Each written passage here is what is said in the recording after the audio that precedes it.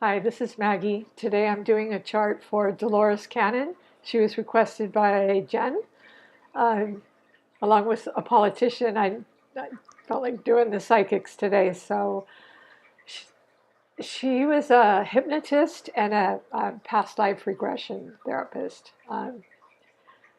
So she was born April 15th, 1931 in St. Louis, Missouri at 2 p.m.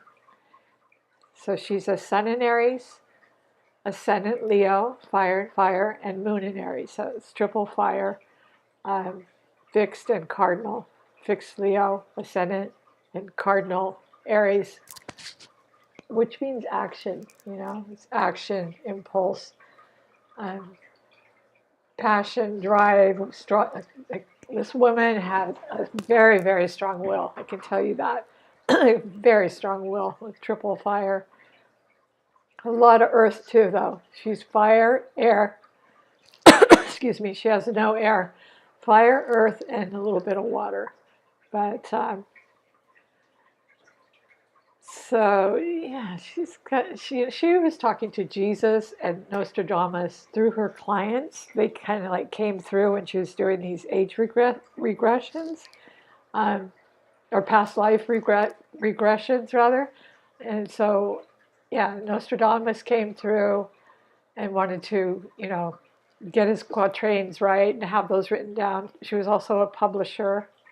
She had to publish her own books. That would be Aries, uh, because no one in that day really, really was into what she was into. They weren't really into reincarnation. Definitely not past life regression.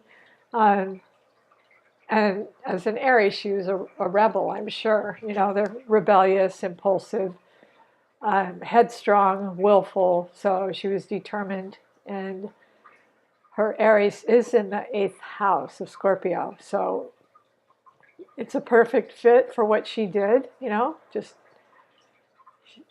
her occult leanings and past life regression, and she being an Aries and an Aries sun and an Aries moon, she created her own technique. She was original and pioneered her own technique in past life regression. It's called quantum theory or something. Yeah. So her North Node is in the eighth house of Scorpio. So that colors it, esoteric, and so is Uranus. So that's how she probably ended up talking to Nostradamus and people that followed Jesus, Jesus's friends, or so she wrote about I can't pronounce it, the Essenes, Ascends.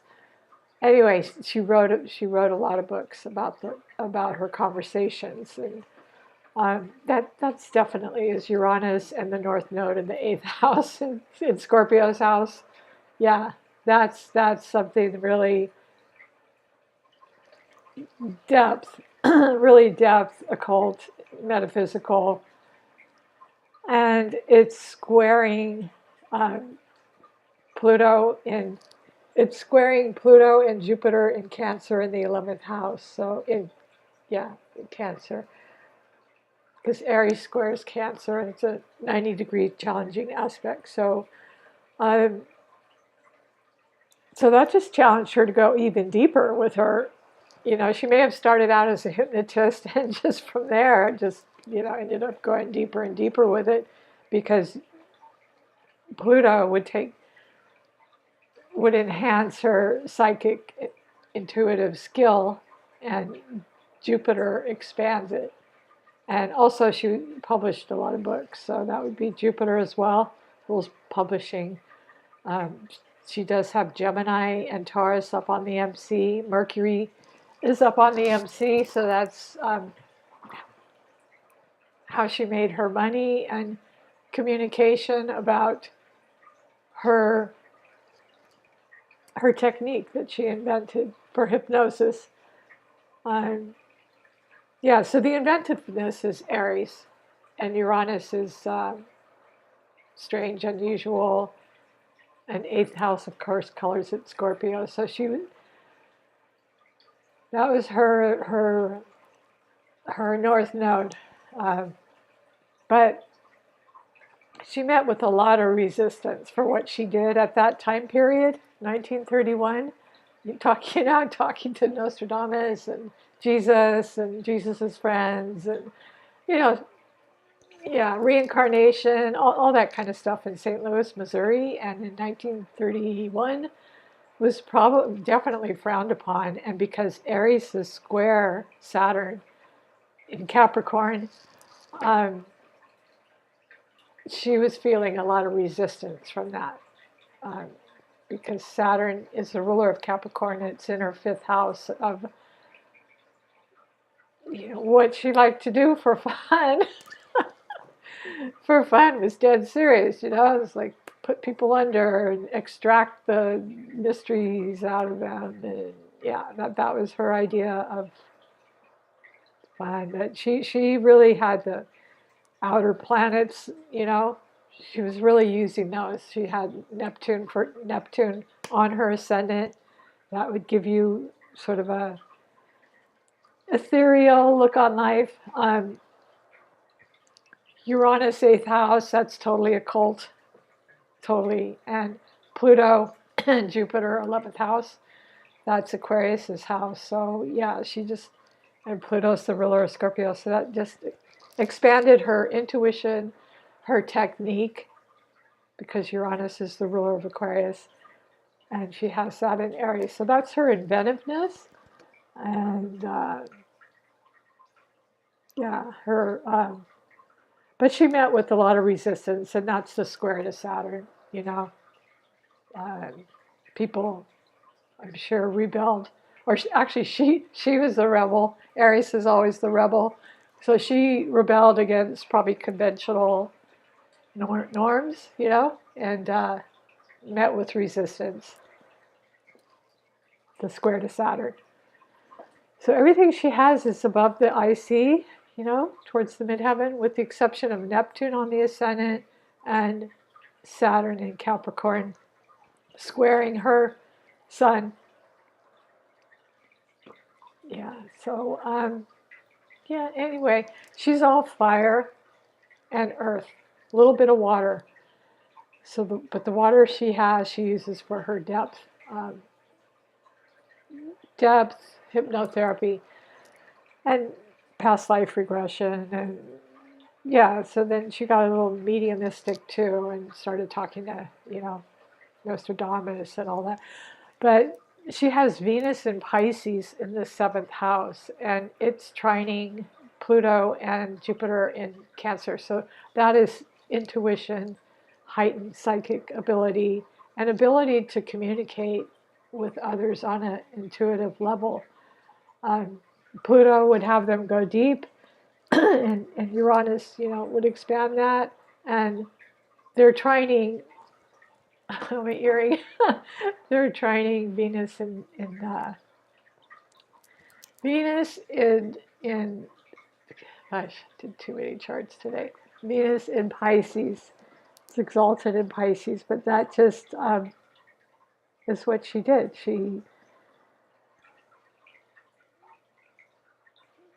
used her intuition and psychic ability to work with people. So she did have some psychic ability. She did have some, because her eighth house is really strong. That is the very first thing I looked at.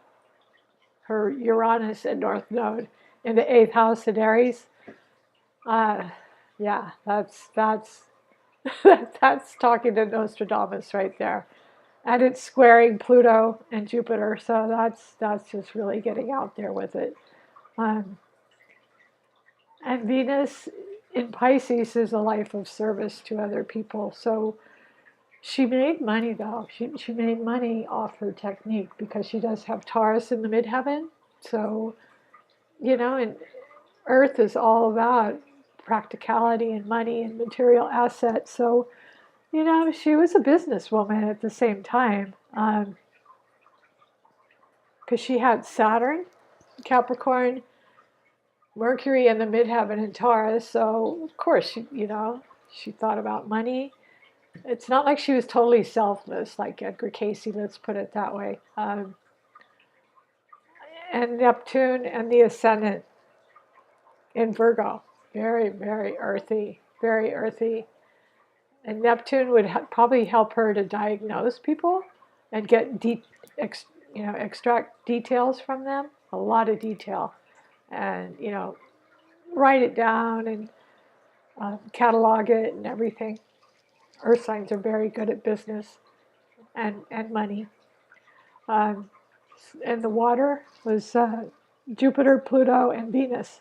But her eighth house is the most prominent that I saw. So anyway, no air, no air.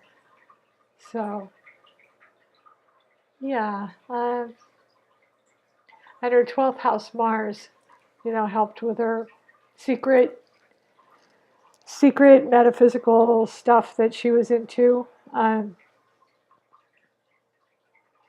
that's her ruler. That's that Aries ruler. That's her ruler. Loved that kind of stuff. Loved hidden, secretive, occult knowledge, and she was open to it because she had all the outer planets sort of talking to each other, and just she was bringing through a lot of interesting stuff. So anyway, I hope you enjoyed this. If you do, please like, subscribe, and share. Thank you.